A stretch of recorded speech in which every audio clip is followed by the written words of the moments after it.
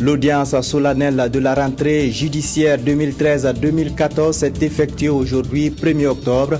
C'est le président du FASO, président du Conseil supérieur de la magistrature qui a présidé l'ouverture des travaux. Et puis ce 1er octobre marque également la rentrée des classes.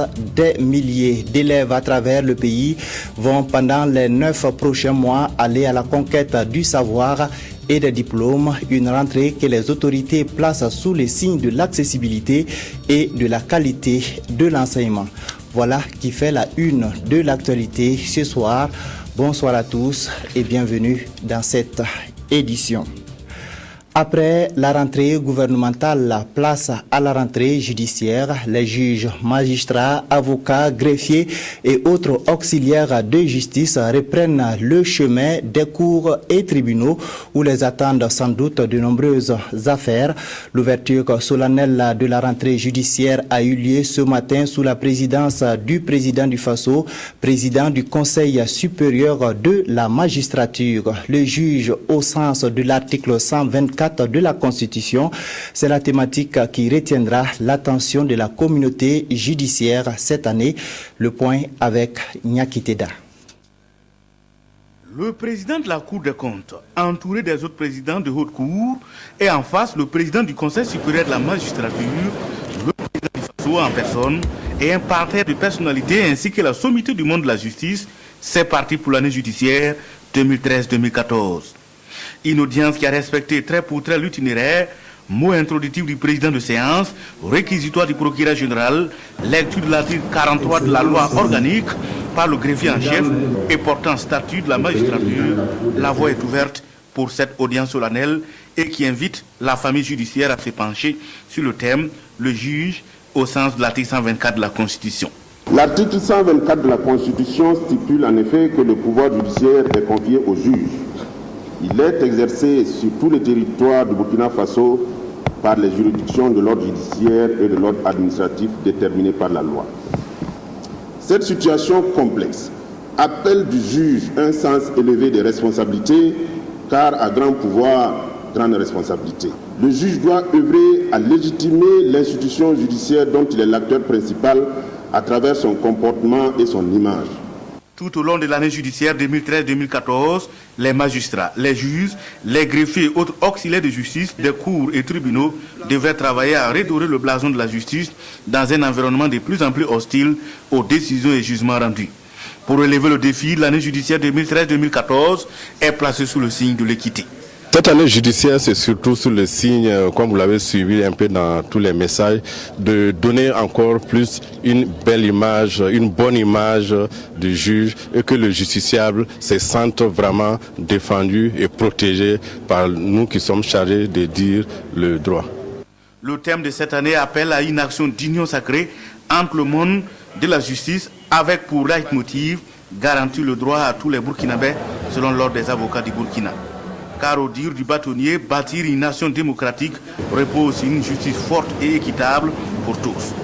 Et ce rituel constitue un moment d'introspection, d'échange et de partage pour mener vers le chemin du droit. Et pour le président du FASO, le thème de cette rentrée judiciaire, le juge au sens de l'article 124 de la Constitution, interpelle toute la société. Tous donc doivent s'impliquer afin de donner à la justice les conditions humaines et matérielles de son efficacité, son indépendance et son accessibilité. On écoute au micro de Nyakiteda, le président du FASO, Blaise Compaoré. C'est une machine assez complexe, comme on le dit, parce que la justice est à la fois des institutions, mais il y a aussi le rôle place des hommes et des femmes, ce qui fait que nous pensons qu'il faut que sur la base des conclusions de tels rassemblements, nous puissions continuer de réfléchir sur comment donner plus de capacité à ceux qui agissent au nom de notre peuple pour la justice dans notre société, afin qu'ils aient plus de capacité et plus de disponibilité pour assumer une tâche qui est, je le dis, très difficile. Juger, ça n'a jamais été facile ni au Burkina ni ailleurs.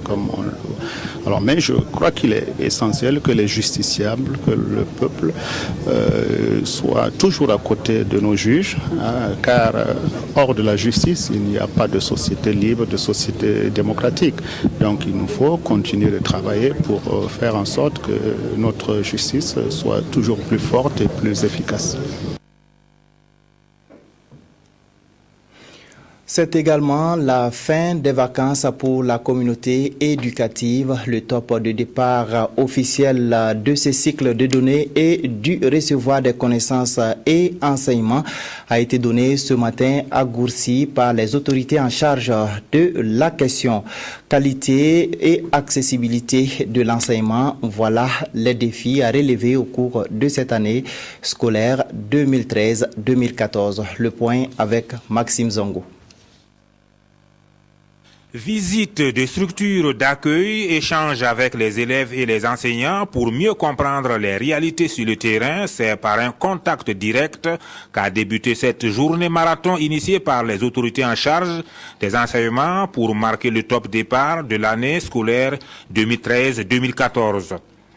Koumba Boli et la forte délégation qui l'accompagne se sont ensuite rendus sur la place publique à Gourcy pour s'adresser à l'ensemble des acteurs du système éducatif de notre pays. Ce qui est aussi important pour nous, c'est de mettre sous le sceau de cette rentrée le dialogue. Le dialogue avec l'ensemble des acteurs, l'écoute aussi. Et je pense que si on dialogue, si on s'écoute avec les partenaires sociaux, vous savez aujourd'hui le défi majeur, c'est le transfert du préscolaire et du post-primaire au niveau du ministère de l'Éducation nationale et de l'alphabétisation. C'est clair que tout changement, toute réforme appelle souvent à des peurs, à des résistances, à des réticences. Mais ce que nous aimerions juste faire passer comme message au niveau de nos partenaires sociaux, c'est de leur dire que cette réforme a pour objectif premier d'améliorer à la fois l'offre éducative, mais surtout la qualité du système éducatif. Avant de présenter les défis de l'année qui vient de commencer, Koumba Boli s'est réjoui de l'amélioration significative de l'offre éducative à tous les niveaux. Une avancée à mettre à l'actif de tous les acteurs, mais aussi et surtout des partenaires techniques et financiers. Au titre de l'année 2013-2014, dont le top départ vient d'être donné, le ministre a annoncé la dotation des écoles en manuels et kits scolaires d'environ 6 milliards de francs CFA. La redynamisation des cantines scolaires. Au niveau pédagogique, la réforme des curricula va se poursuivre. S'agissant du renforcement des ressources humaines, 5000 instituteurs certifiés pour le primaire et près de 2000 enseignants pour le secondaire. Le supérieur qui n'est pas en reste bénéficiera du recrutement exceptionnel de 100 assistants au profit des universités publiques. L'alphabétisation, la formation professionnelle, bref, tous les segments de l'éducation connaîtront un apport significatif. Et qui parle de rentrée scolaire parle implicitement donc de la question des fournitures scolaires. Les prix des cahiers, des livres et autres outils d'école sont-ils respectés par les vendeurs détaillants? L'inspection générale des affaires économiques a effectué une sortie de terrain pour voir si les commerçants se conforment aux tarifs fixés. Le point avec Nathalie Savadogo. Après les importateurs de fournitures scolaires, c'est au tour des détaillants de recevoir les inspecteurs des affaires économiques. L'inspection générale des affaires économiques a initié une sortie de terrain. L'objectif, faire connaître à la population burkinabé le mécanisme que le ministère de l'Industrie, du Commerce et de l'Artisanat déploie pour contrôler les prix de certains produits et par la même occasion sensibiliser les vendeurs au respect des prix. Il s'agit de contrôler les prix des articles scolaires. Nous passons aux détaillants pour voir, vous avez acheté chez un tel qui vous a dit de vendre à tant de francs, puisque l'importateur a l'obligation de vous dire le prix que vous ne devez pas dépasser. Et maintenant, quand nous venons chez vous, on vous demande votre facture pour voir si vous avez respecté ce que l'autre a dit. On relève le prix, on relève les stocks et on vous pose des questions après au bureau. Sur le terrain, les inspecteurs ont pu constater certaines anomalies, comme dans cette boutique où les prix ne sont pas affichés. Il en est de même dans d'autres boutiques. Certains revendeurs ne possèdent pas de facture d'achat.